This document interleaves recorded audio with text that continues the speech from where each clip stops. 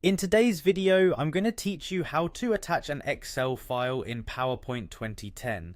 This can be particularly useful when you want to share detailed data alongside your presentation slides, allowing viewers to reference specific information without flipping back and forth between different files.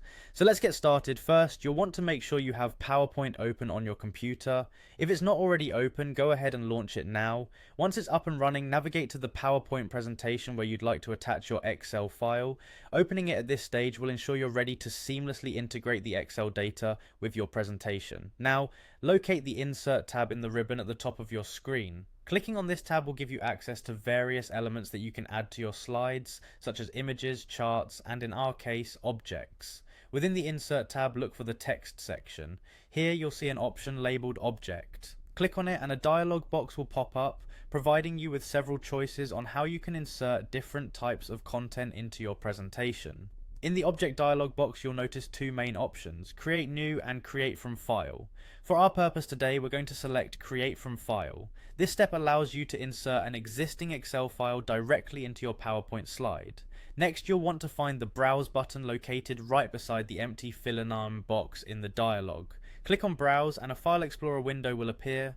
This is where you'll search for your specific Excel file that you want to attach. Navigate through your computer's files until you locate the Excel document. Once you've found your Excel file, click to highlight it and then press Insert to confirm your selection. You should now see the file path appear in the dialog box, indicating that your file is ready to be integrated.